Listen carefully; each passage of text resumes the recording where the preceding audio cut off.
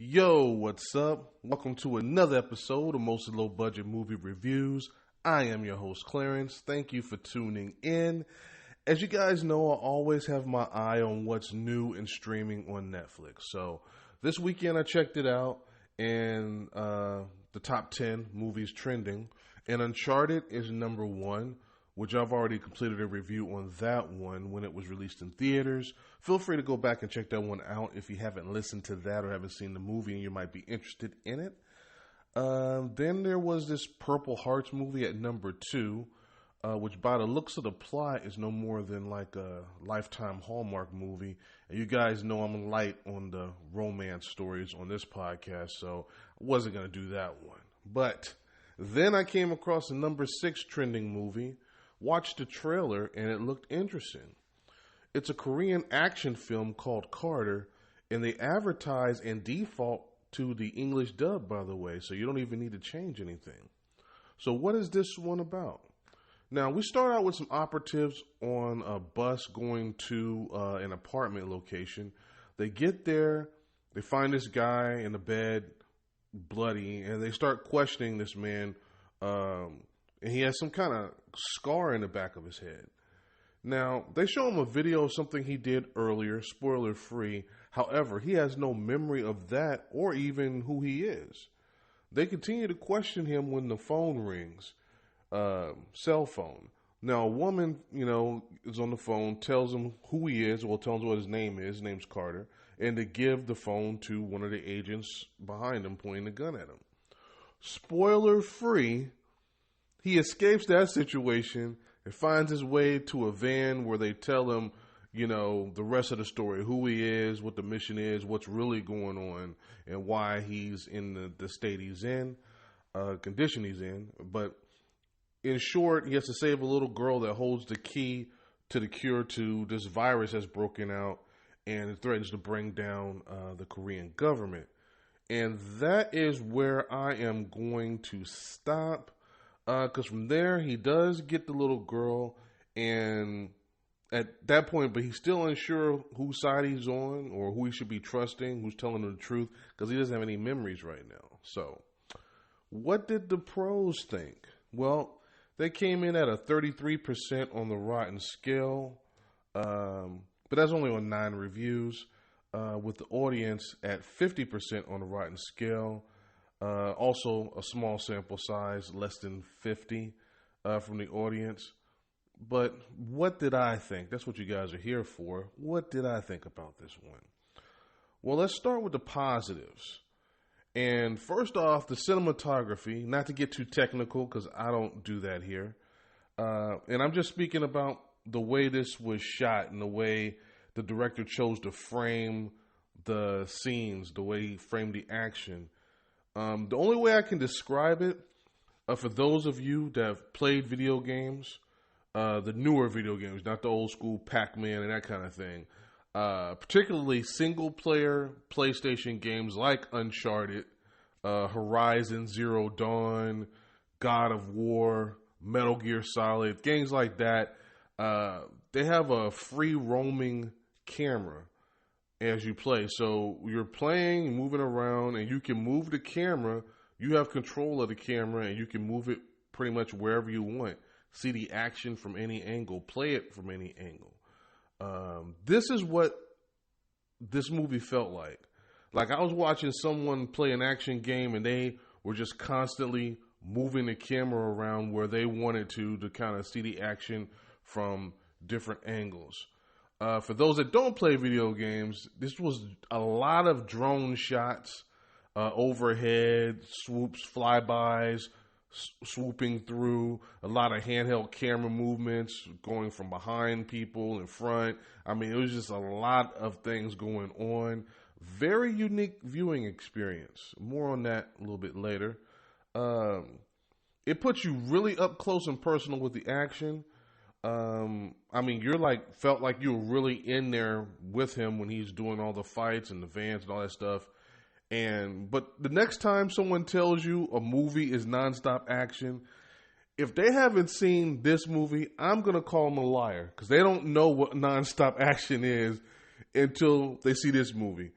This was literally nonstop action. After a 5-minute opening with the whole, he didn't remember anything. The next 20 minutes is just straight action, super high, body count, bloody. We get a little break when he gets to the van. Then we got another 15 minutes of just straight action when he's going in to save the girl. I can confidently say this movie probably crams in the most action per minute that I've ever seen in a movie. I can't think of one right off the top of my head. This has more action than Wick, and that's action packed. And not just with fights either. That's something that I want to point out here. There are some really big set pieces where it seems like they try to outdo the one that they just showed you. I mean, there's this fight where he's fighting between open doors in these vans. Then there's a motorcycle chase where he's on the back of motorcycles fighting. Then in the airplane, they're fighting in a cargo thing.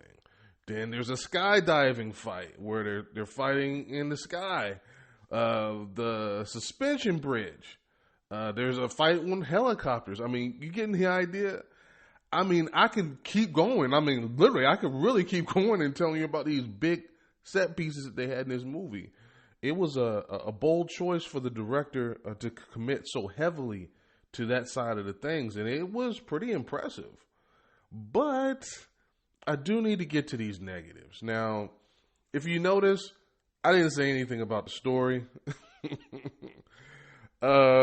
Yeah, because the story is where this movie suffers the most. There's no real character development at all. It's just a lot of exposition in between the action just to move the plot forward.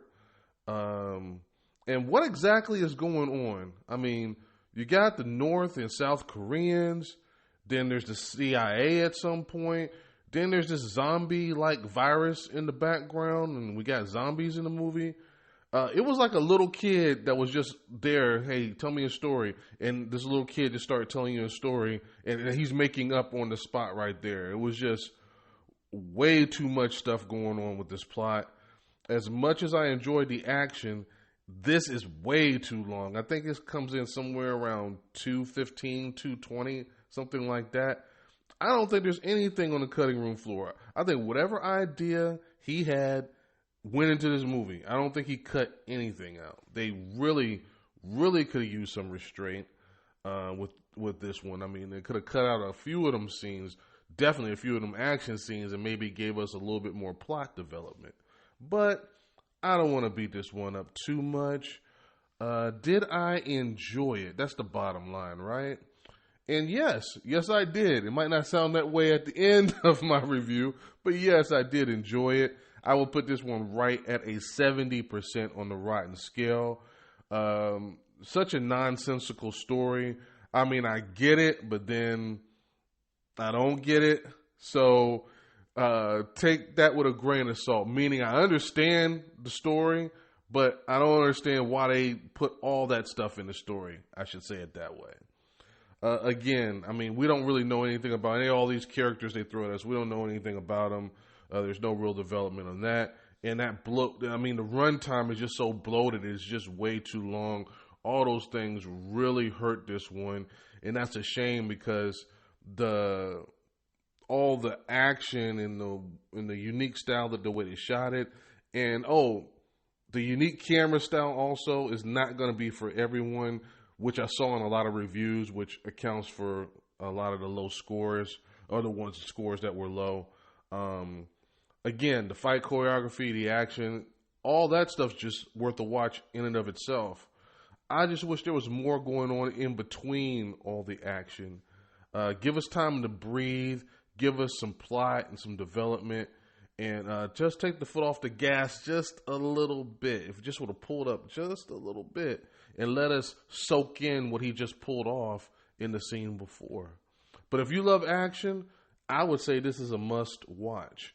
With that being said, I'm going to close it out right here. If this is your first time, don't make it your last. This has been a Podbean production, mostly low budget movie reviews with Clarence, up on all streaming platforms.